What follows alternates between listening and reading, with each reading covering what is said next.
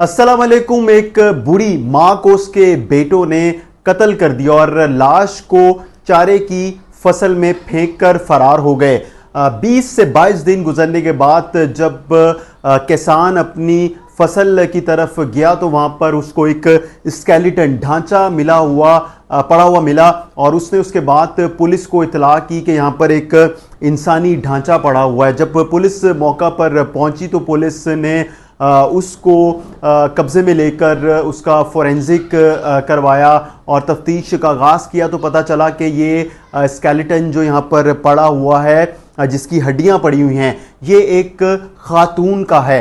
इसमें सबसे अहम बात ये है कि स्केलेटन के कुछ फासले पर एक इलेक्ट्रिसिटी का बिल और आप जो पैर में ख़वातीन शूज़ पहनती हैं, चप्पल, वो पड़ी हुई थी। जब पुलिस ने ये सब चीज़ें कब्ज़े में ली और उस बिल के ऊपर जो एड्रेस था वो देखकर पुलिस निश्तर का इलाका है लाहौर का, वहाँ पर पहुँची और वहाँ पर जाकर जब दरवाज़ा बजाया, बेल दी तो उस घर में कोई भी मौजूद नहीं था। जब उन्होंने मज़ीद पूछा इलाके से तो उन्होंने बताया कि इधर तो एक खातून माई रहती थी, उसके साथ उसके बच्चे रहते थे, लेकिन बच्चे घर पर मौजूद नहीं थे। पुलिस को शक मज़ीद बच्चों की तरफ जब पुलिस का गया तो पुलिस ने बच्चों तक पहुंचे और उनसे तफ्तीश की। पहले तो बच्चे इस चीज़ को मानने के लिए तैयार नहीं थे और फिर बच्चों ने बताया, दोनों बेटों ने, कि हमारी माँ जो है वो भीख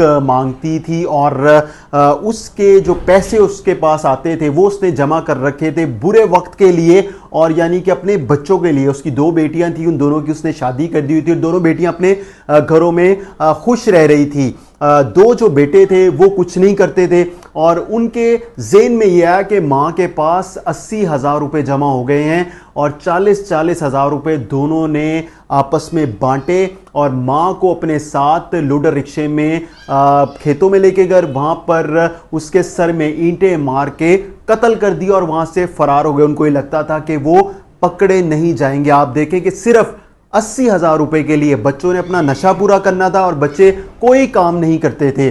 40-40 हज़ार रुपये दोनों ने बेटों ने बांटे और उसके बाद उन्होंने पीछे मुड़ के अपनी माँ को नहीं देखा कि माँ को हम कत्ल करके चारे की जहाँ फसल है, खेत हैं, वहाँ फेंक के आ गए और पीछे दोबारा मुड़कर उन्होंने देखा भी नहीं। अगर वो किसान ना पहुँचता तो शायद उस बूढ़ी खातून की माँ की जो बॉडी हड्डियाँ थी वो भी वहाँ पर शायद ना मिलती।